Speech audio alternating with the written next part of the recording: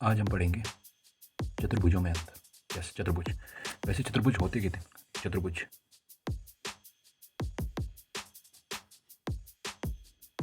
कितने प्रकार? 6 प्रकार के होते हैं। एक होता है वर्ग, एक होता है आयत, एक होता है सम, एक होता है समलंब, एक होता है समांतर और एक होता है चक्रीय। ये तो होता है वृत्त में, इसलिए ये तो सबसे अलग पहचान। अब वर्ग को हम कह सकते हैं इसकी सारी भुजाएं समान, तो वर्ग को हम क्या कहेंगे? समचतुर्भुज भी कह सकते हैं। कह सकते हैं कि नहीं कह सकते? इसकी सारी भुजाएं समान। अब ये सम आ गया, ये आ गया वर्ग, तो इसको समचतुर्भुज भी कह सकते हैं। और वर्ग को कह सकते हैं हम क्या? आयत कह सकते हैं जिसके आमने सामने की भुजाएं समान। क्या? आयत। और आयत को हम कह सकते हैं समांतर चतुर्भुज, क्योंकि इसमें भी आमने सामने की भुजाएं समांतर। तो अगर समचतुर्भुज को हम समांतर भी कह सकते हैं, मतलब इसको ये भी कह सकते हैं, और समांतर चतुर्भुज से ही हम समलंब चतुर्भुज भी बता सकते हैं।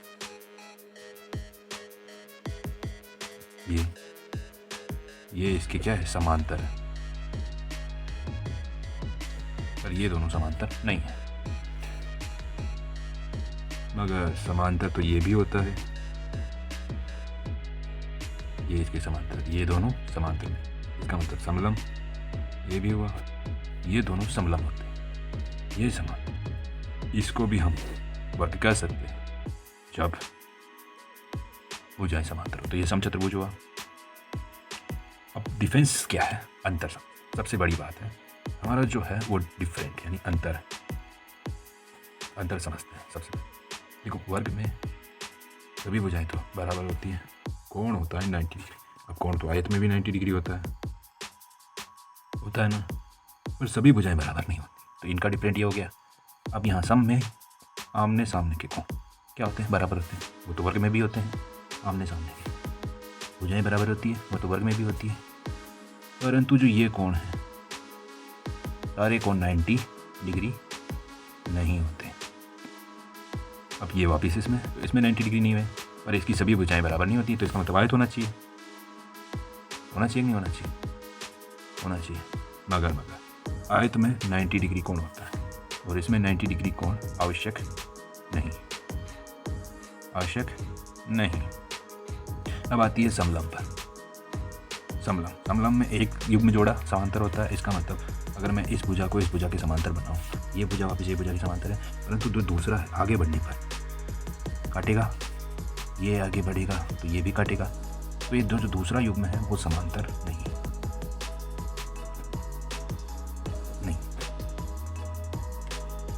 समांतर नहीं है। दूसरा युग्म क्या नहीं है? समांतर नहीं है।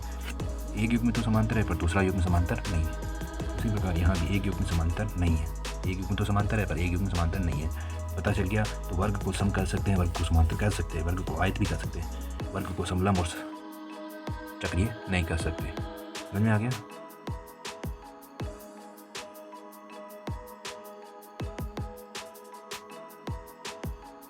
और अगर इसी के साथ चैनल पर नए हैं तो चैनल को सब्सक्राइब कर लीजिए और लाइक कर शेयर कीजिए। इस सभी को अच्छे से समझ में आए। वर्ग क्या होता है, समचतुर्भुज क्या होता है, आयत क्या होता है, समांतर चतुर्भुज क्या होता है, समलंब चतुर्भुज क्या होता है, और चक्रीय चतुर्भुज क्या होता है। वैसे चतुर्भुज कितने प्रकार के हैं?